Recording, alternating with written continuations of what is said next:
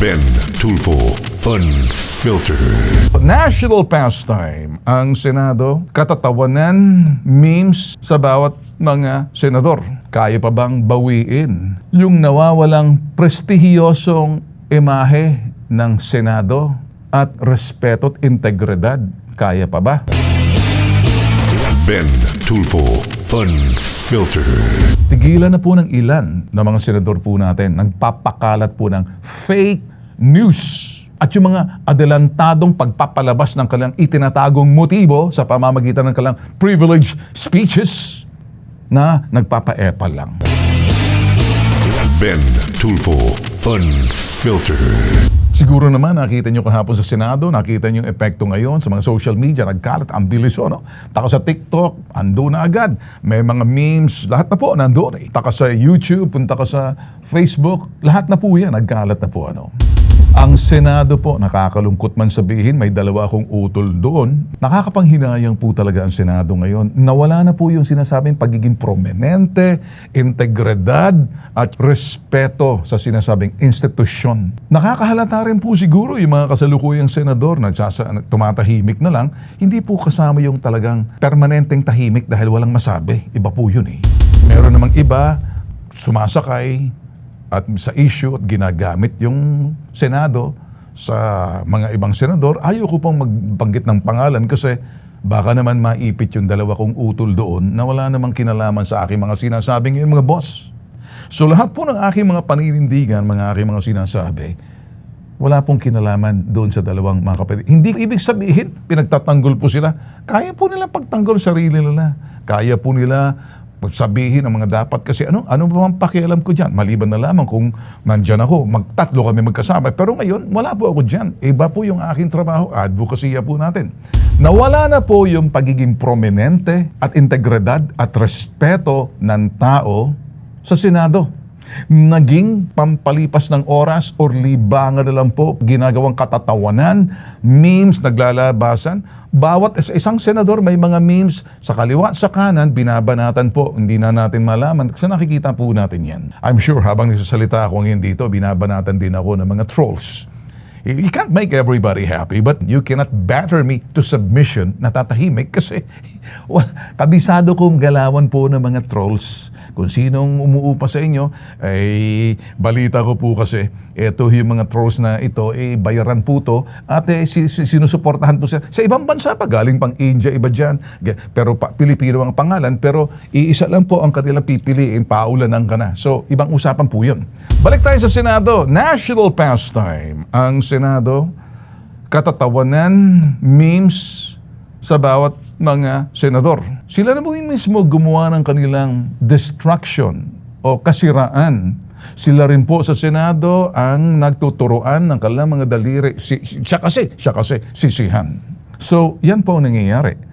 I'm sure kung nakikinig po at nanonood yung ibang mga senador na mga retirado na pero nandyan pa po sila, yung iba wala na sa mundo.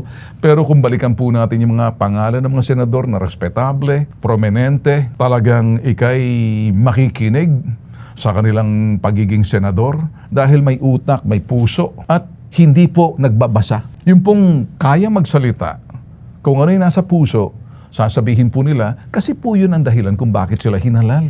So, nakakalungkot po ngayon, ano? So, ang tanong, kaya pa bang bawiin yung nawawalang prestihiyosong imahe ng Senado at respeto at integridad?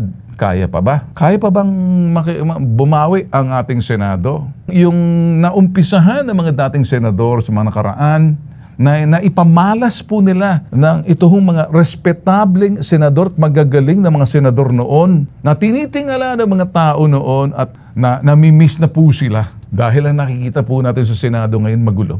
Alam niyo mga boss, kung gugustuhin lang po ng mga kasalukuyang senador na bawiin yung prestihiyosong imahe, respeto, dangal, integridad, magagawa po, no? Tigilan lang po nila yung sinasabing partisan politics. Tigilan po nila ang pagprotekta ng kanilang mga kaalyado at minamanok sa Marcos man o Duterte man. Dalawa lang naman po yan eh.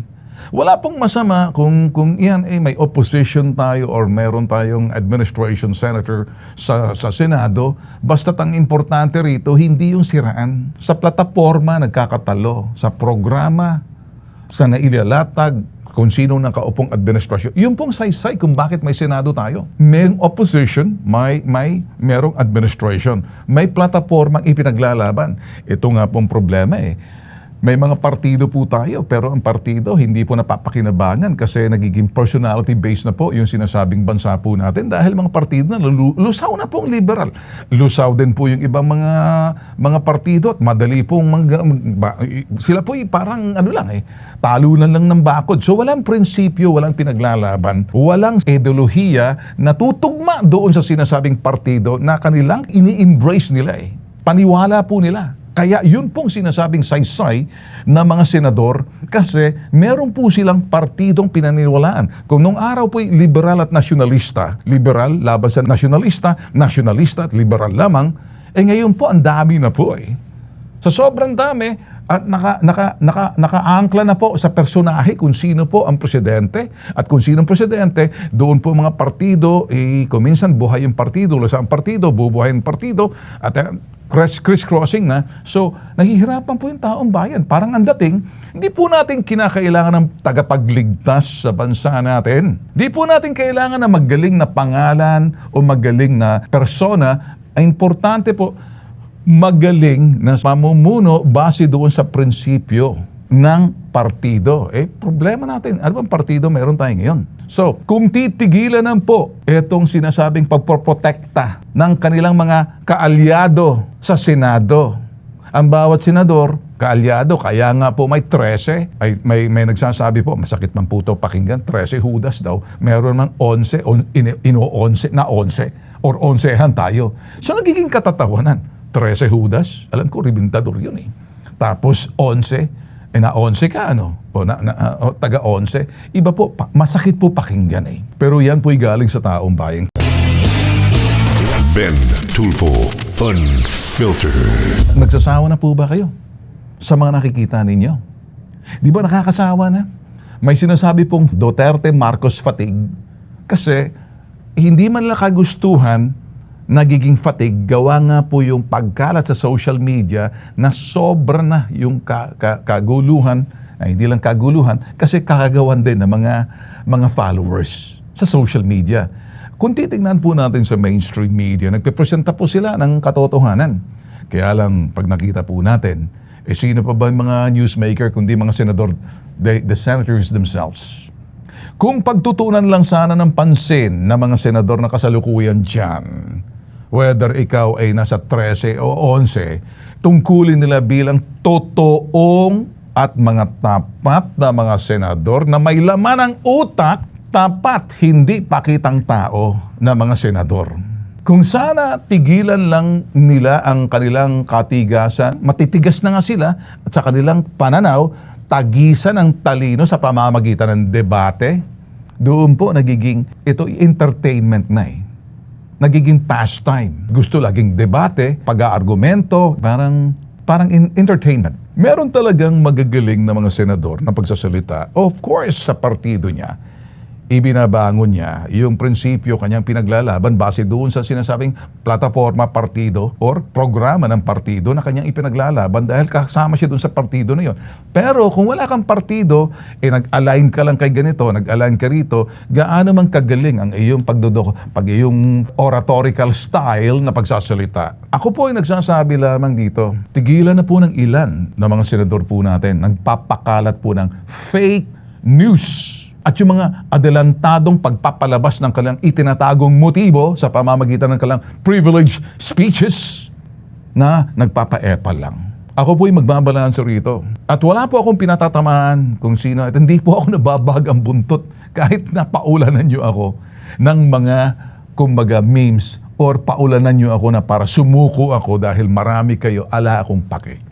Ang mahalaga sa akin, ilalabas ko po ang aking, ito po'y pananaw, ito po'y pag-aanalisa at hindi po ako nagko-komentaryo di tulad ng iba.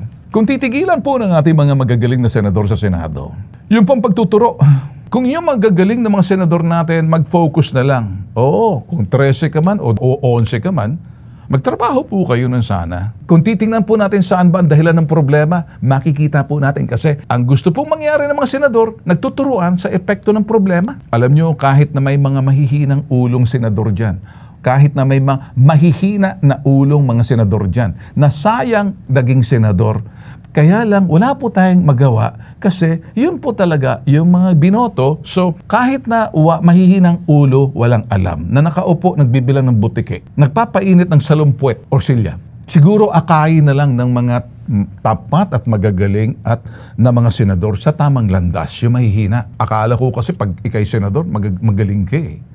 Pero nakakalusot yung iba dyan eh. Sayang, hindi ho ba? Sayang, ang pinag-uusapan po natin.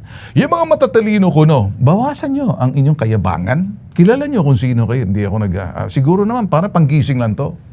Tigilan nyo pagsasambit ng salita ng Diyos, mga salita ng Diyos. Ano ba kayo? Ministro ba kayo? Pastor ba kayo? Pari ba kayo? Kung may nalalaman kayo ng ganyan, salita ng Diyos, okay lang. Pero pag sinasambit nyo yan, pagkatapos, nakakarindi. Tama yun. Siguro magdasal kayo sa umpisa. Pero pagdating na yan, huwag nyo na isama ang salita ng Diyos. Kasi ang salita ng Diyos, perpekto. Wala pong mali. Pero pag ang nagsasalita kasi, alam mo may motibo at politiko, magduda ka na, tumaas ng kilay mo dahil hindi bagay eh. May mga taong binabagayan sa kanilang mga sinasabi kasi nakikita yung integridad, nakikita na yung kanilang pananampalataya tama, pagiging spiritual, kaysa doon sa magiging Pharisees and Sadducees, mga hipokritong paggamit ng salita ng Diyos. Buisit kayo, tigilan nyo na. Wala kayo sa simbahan. Siguro, okay lang pag umpisa, you start with the prayer, end with the prayer, that's fine. When you start working, do not invoke the verses and God in what you're doing. Do not make God as your witness kasi hindi yan ang trabaho ninyo. Alam naman na mga tao, yung mga kung sino yung totoo, yung mga sinasabi ninyo at ginagamit nyo lang ang salita ng Diyos, hindi ko maintindihan. Para saan? Para makaakit kayo? Dagdag sa integridad ninyo? Dagdag ba sa kaalaman ninyo? Ang salita ng Diyos, hindi dapat ginagamit sa inyong kaalaman. May saysay yan. Kung hindi ka spiritual, mahina ang iyong pananampalataya. Or kung pananampalataya mo, marunong ka, wag mong gagamitin eh. Hindi angkop eh. Sa ginagawa ninyo. Kung talagang ginagamit yung salita ng Diyos, kayo yung peacemaker. Kaso hindi kayo peacemaker eh. Ginagamit nyo parang pampunto ninyo eh. That's hypocrisy in action. Diretso na po ako. Wala pa akong pinatatamaan. Ito po'y katotohanan na nakikita po natin. Huwag po kayo magagalit sa akin. Ben Tulfo Fun Filter. Akala siguro ni Senator Amy, with due respect, makakalusot siya. Pinalagan siya ng mga kasamahan niya rin. Na-fact check siya sa ng kanya mga kasamahan doon sa kanyang katang-isip na no election, no Constitutional Assembly, na para bang conspiracy ang dating. Sa bandang dulo, pati ang kanyang kasamahan si Legarda, sumang-ayon doon sa sinabi ni Mig Zubiri na kinontra, na strike out yung mga sinasabi niya. Kasi kung hindi, on the records, ayan. So, nangyari? Sa ginawa po ni Senator Amy Marcos kahapon, I don't want to say this, but I'm going to say this now, unparliamentary. Hindi ka lamang mabuti sana kung neophyte senator. Matagal ka na dyan eh. Nagkatahong ng iyong legs dyan. Diyan ka na rin tumanda. Way back when you became a senator. So ngayon, bagay na hindi dapat sinasabi sa mga kapwa senador. Kasi ang sa akin, self-ingratiation. Ingratiate yourself. Ako kasi, para sa akin dito, kung sino man ang sumulat sa kanyang privilege speech,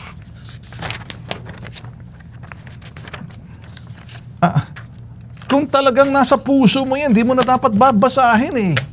Nasa puso mo, totoo, naniniwala ka sa mga sinasabi mo eh. Whatever that you believe in your heart, it's in your head. It's so easy to say it straight and gets out of your mouth. What's in your heart? Exactly. Pero kung hindi ikaw gumawa ng video at hindi ikaw gumawa ng privilege speech mo, binabasa mo lang, what do you call that? Fire your staff kung sino man ang gumawa ng speechwriter mo. Sibakin mo, Senator Amy. Kasi lumalabas, katatawanan ka. Although marami nagsasabi sa mga dumedepensa sa iyo, napukaw mo nga na nabuisit dahil nabuisit sa kasinungalingan, katang-isip. Pati tuloy sa Senator Raffy na hindi ko din sinabi sa iyo. Sa susunod kasi, pagdating sa mga expose ng ganyan, panindigan mo, do it fact-based, evidence-based, hindi yung katang-isip, hindi yung sa iyong hinala or pagdududa, suspetsya. Hindi ganon. Pag ganon na, ako si Mariosep naman. At sinabi mo, mabuti ka pa, walang tumulong sa iyo ng mga media kasi ikaw na yung vlogger, ikaw pa ngayon podcaster, ginawa mo na lahat. Mali lahat ang ginawa mo, kaya hindi tinatanggap ng mga journalist na kapareho namin, sa puso namin, journalist kami. Merong bagay na dapat maintindihan mo. O nagtatanong naman, ang salitang haosyaw is a Chinese term given jet na parang haosyaw, yung mga typical pipitsugin. Pipitsugin ang ibig sabihin ng haosyaw. Although sinabi na Raffy Peke, which is dinerecho siya. Pag ako naman, pag sinabi kong haosyaw media, kapareho niyan. Yung mga sinabi po kahapon, kahaosyawan eh. Haosyaw, ibig sabihin katang-isip. Kumbaga, bara-bara. Malayo sa katotohanan. Bogus. Fake. Haosyaw media, ibig sabihin fake. Nakikita mo, pag sinabing haosyaw media, maraming haosyaw media sa social media. Maraming gusto maging journalist, pero haosyaw. Sa katotohanan, wala doon sa kanila yung ethics, wala doon yung laws of journalism, wala pati yung sinasabing, pagiging sagrado, ng isang pagiging mamamahayag. Sagrado vocation yan eh. The laws of journalism and the ethics of journalism, hindi po makikita yan sa mga haosyaw. The canon, ibig sabihin, sagrado, may canon din yan. Parang ganun din sa mga abogado. Kung talagang siseryosohin mo, kaso kasi marunong ka lang magsulat, marunong ka lang magsalita sa mikropono, talsi ka ng laway mo, journalist ka na. Go to school. Pag-aralan nyo yan. Kaya pag sinabing haosyaw, yung mga wannabe that never was. Ano ba yung mga totoong mga sabihin natin, mga journalists or mga bloggers or respectable bloggers? Anong ibig sabihin noon? Ibig sabihin noon, yung mga respetable, the legit, sa ibaba nila, trying hard pa lang, pero aakit. Yung mga wannabe, gusto lang, pero hindi talaga totoo, wannabe that never was, that never will be, at saka yung mga sinasabi natin dito, sila yung mga pekendo sa ibaba, mga haosyaw. Anong tawag? Scammer. Ini-scam. Can you imagine that? Nakakahiya. Kaya kung sino man po yung gumawa ng video presentation ni Amy, congratulations sa inyong kahaosyawan. Yung kasinungalingan, katang-isip, kaya binabanatan kayo, na-expose tuloy kayo. Binigyan pa ng lesson nitong si Senator Raffy Tulfo kung paano maggawa ng expose. It doesn't have to be that way. Siguro, ako na lang magsasabi. You wanna do the expose tulad ng ginagawa namin dito? Kasi kami, pag nag-expose kami, ibig sabihin na talagang pati mga abogado namin sa gilid namin, bago kami, sinisiguro muna namin, tama ba to? Anong repercussion nito? Anong posibleng mangyayari? Hindi pa rin kami ligtas sa sinasabing pagsampa ng kaso laban sa amin para pahirapan lang kami. Anong ibig sabihin yan? Kung nakikinig ka man, Senator Amy, please don't say that you're a blogger, that you are social media, because hindi mo trabaho yan.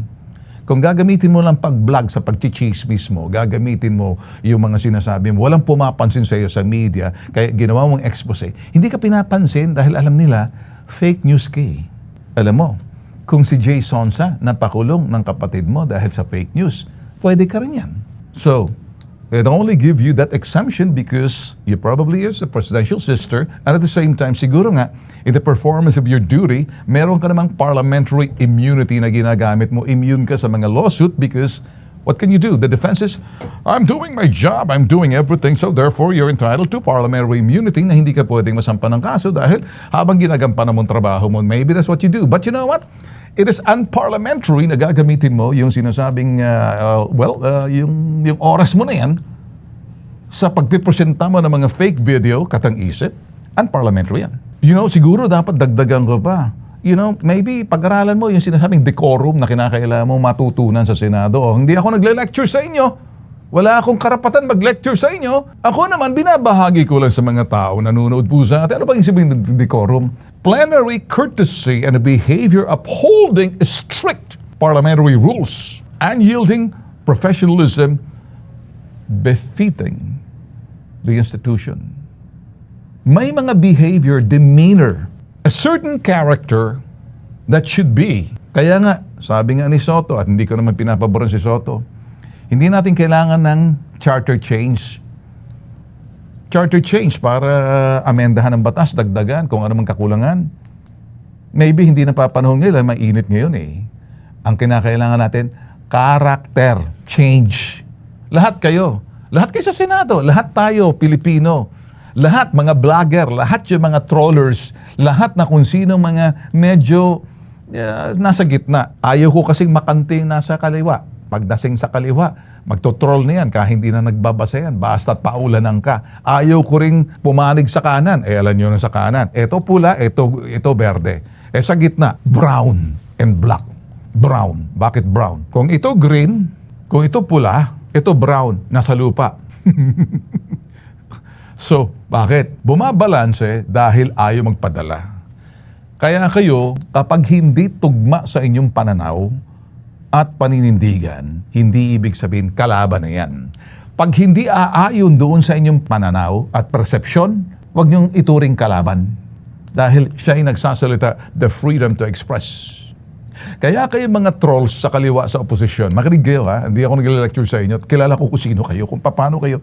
Napapansin ko nga lang, pag nagpo-post na kami sa aming social media, hindi na nagbabasa ko anong post. Basta't nakita, tira agad, narinig agad, may trigger na agad eh. Nagumpisa kasi yan nung pagpasok nitong si Bato na absent ng 7 buwan, nagpakita para bumoto, ayan, tuloy. Nag-umpisa ang pagiging salot. Nag-umpisa nang tayo nagsalita, nako, akala siguro madudurog ako. Hindi. Hanggat nakikita nyo ang salaming ito, may ibig sabihin, protesta to eh. Protesta to sa kakurakutan, pang-aabuso, protesta to na mga manloloko, KMA, kurakot, manloloko, at saka abusado. This is Bitag Live. Ben Tulfo Fun Filter.